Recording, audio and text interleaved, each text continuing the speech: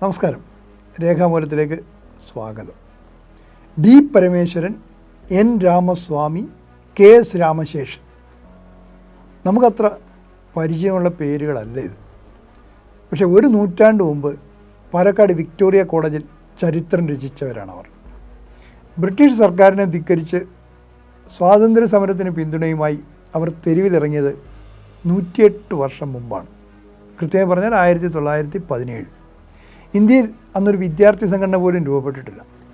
സ്വാതന്ത്ര്യ പ്രക്ഷോഭത്തിൻ്റെ ഭാഗമായി കേരളത്തിൽ നടന്ന ആദ്യത്തെ ശക്തമായ വിദ്യാർത്ഥി പ്രക്ഷോഭവും ഇതുതന്നെയാവും.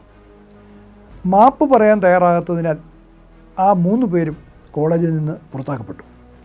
മദ്രാസ് സർവകലാശാലയിൽ നിന്നവർ സ്ഥിരമായി ഡീബാർ ചെയ്യപ്പെട്ടു. ഇവരെ പിന്തുണച്ച 110 വിദ്യാർത്ഥികൾക്കും കിട്ടി ശിക്ഷ. 1917 ഹോം റൂൾ പ്രസ്ഥാനത്തിൻ്റെ സജീവ നാളുകളായിരുന്നു. ബ്രിട്ടീഷ് ഭരണത്തിന് കീഴിൽ നിന്നുകൊണ്ട് തന്നെ നാട്ടുരാജ്യങ്ങൾക്ക് സ്വയംഭരണ പദവി നൽകണമെന്നാവശ്യപ്പെട്ടാണ് 1916 ഇന്ത്യൻ ഹോം റൂൾ പ്രസ്ഥാനം രൂപം കൊണ്ടത്. അയർലൻഡിലെ സ്വാതന്ത്ര്യ സമര പ്രസ്ഥാനത്തിൻ്റെ പേരും ആശയവും സ്വീകരിച്ചായിരുന്നു തുടക്കം. ഇന്ത്യൻ നാഷണൽ കോൺഗ്രസുമായി ഇടഞ്ഞും പിണഞ്ഞും മദ്രാസിൽ ആനി ബസന്റിൻ്റെയും മഹാരാഷ്ട്രയിൽ ബാലഗംഗാധര തിലകൻ്റെയും നേതൃത്വത്തിൽ രൂപപ്പെട്ട ഹോം റൂൾ വലിയ ബഹുജന മുന്നേറ്റമായി മാറുന്നു. ഇത്ര വ്യാപകമായ ഒരു ബഹുജന പ്രസ്ഥാനം ഇതിനു മുമ്പ് ഇന്ത്യയിൽ ഉണ്ടായിട്ടില്ലെന്നാണ് ഇന്ത്യൻ സ്വാതന്ത്ര്യ സമര ചരിത്രത്തിൽ EMS എഴുതുന്നത്. വിദ്യാർത്ഥികൾക്കിടയിലായിരുന്നു കൂടുതൽ ചലനം. നേതാക്കളെ ജയിലിലടച്ചാണ് ബ്രിട്ടീഷ് സർക്കാർ പ്രതികരിച്ചത്. ഇതിനെതിരെ ഉയർന്ന പ്രതിഷേധമായിരുന്നു പാലക്കാട് വിക്ടോറിയ കോളേജിലും കണ്ടത്. 1917 മെയ് 1 മദിരാശി സർക്കാർ പ്രത്യേക ഉത്തരവിലൂടെ വിദ്യാർത്ഥികളുടെ പൊതുപ്രവർത്തനം വിലക്കിയിരുന്നു. ഈ ഉത്തരവ് നിലനിൽക്കെയാണ് അതൊന്നും ഗവനിക്കാതെ വിക്ടോറിയയിലെ വിദ്യാർത്ഥികൾ ഹോം റൂൾ ജാഥയിൽ പങ്കെടുത്തത്. Principal P. ശങ്കുണ്ണി കർക്കശക്കാരനായിരുന്നു. 3 പേരെയും 1917 സെപ്റ്റംബർ 18 കോളേജിൽ നിന്ന് പുറത്താക്കി. 2 പേർ തിരികെ ക്ലാസ്സിൽ കയറി നടപടി ഉത്തരവ് രേഖാമൂലം വേണമെന്ന് ശഠിച്ചു. ഇവരെ പോലീസിനെ വിളിപ്പിച്ച് അറസ്റ്റ് ചെയ്ത് നീക്കി. Madras government secretary Lionel Davidson India government ആഭ്യന്തര സെക്രട്ടറി സർ ജെയിംസ് ഡുബോലേക്ക് ഒക്ടോബർ 5 അയച്ച റിപ്പോർട്ടിൽ കോഴിക്കോട് സാമൂതിരിക് കോളേജിലെയും പാലക്കാട് വിക്ടോറിയ കോളേജിലെയും സംഭവങ്ങൾ പറയുന്നുണ്ട്. കോഴിക്കോട്ടെ പ്രശ്നങ്ങൾ പെട്ടെന്ന് തീർന്നതായി പറയുന്ന റിപ്പോർട്ട് പാലക്കാട്ടെ സംഭവങ്ങളെപ്പറ്റി ഇങ്ങനെ തുടരുന്നു. എന്നാൽ പാലക്കാട്ടെ കാര്യങ്ങൾ അത്ര തൃപ്തികരമാണെന്ന് പറയാനാകില്ല. ഹോം റൂൾ ജാഥയിൽ പങ്കെടുത്തതിന് പുറത്താക്കപ്പെട്ട 3 വിദ്യാർത്ഥികൾ മാപ്പ് പറയാൻ തയ്യാറായില്ല. അതാണ് പ്രശ്നത്തിൻ്റെ തുടക്ക കാരണം. ഒറ്റപ്പാലം ഹൈസ്കൂളിലെ മുൻ ഹെഡ് മാസ്റ്റർ M. കൃഷ്ണമാചാരിയാണ് ഈ വിദ്യാർത്ഥികളുടെ പ്രേരക ശക്തി. പഠിപ്പിക്കുന്ന കുട്ടികളോട് രാഷ്ട്രീയ പ്രസംഗം ചെയ്തതിന് പുറത്താക്കപ്പെട്ട ആളാണ് ഈ ഹെഡ് മാസ്റ്റർ. അടുത്ത റിപ്പോർട്ടിലും കാണാം Palakkad. Director of public instruction സ്ഥലം സന്ദർശിച്ച് നടത്തിയതടക്കം വിദ്യാഭ്യാസ വകുപ്പിൻ്റെ അന്വേഷണത്തിൽ പ്രിൻസിപ്പാളിൻ്റെ നടപടികൾ ശരിയാണെന്ന നിഗമനത്തിലാണ് എത്തിയത്.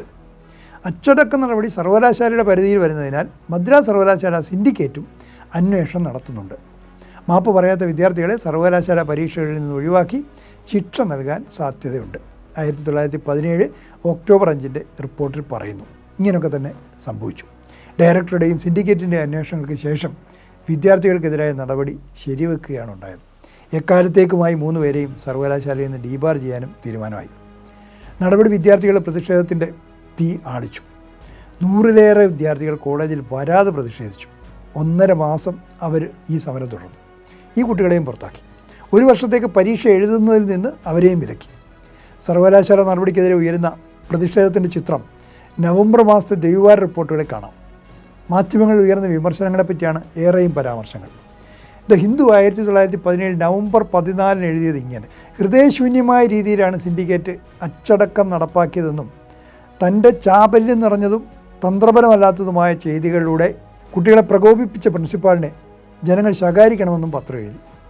ന്യൂ ഇന്ത്യ അടക്കം മറ്റ് പ്രസിദ്ധീകരണങ്ങളും അധികൃതർ സ്വീകരിച്ച നടപടികളെ രൂക്ഷമായി വിമർശിച്ചു.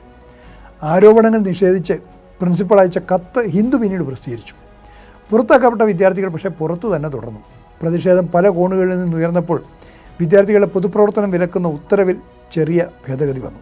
ഇത്തരം കാര്യങ്ങളിൽ നടപടിക്ക് മുമ്പ് രക്ഷിതാക്കളുടെ പിന്തുണ തേടണം എന്നതായിരുന്നു ആ ഭേദഗതി. പല ക്യാമ്പസിലും പ്രതിഷേധം ഉണ്ടായെങ്കിലും കടുത്ത നടപടി ഉണ്ടായത് പാലക്കാട് വിക്ടോറിയ കോളേജിൽ മാത്രമാണ്. വിദ്യാഭ്യാസം തന്നെ നിലയ്ക്കും എന്ന അവസ്ഥ വന്നിട്ടും കീഴടങ്ങാതെ പൊരുതി നിന്ന ആ 3 പേർ കേരളത്തിലെ വിദ്യാർത്ഥി പ്രക്ഷോഭ ചരിത്രത്തിൽ തിളക്കത്തോടെ നിൽക്കുന്നു.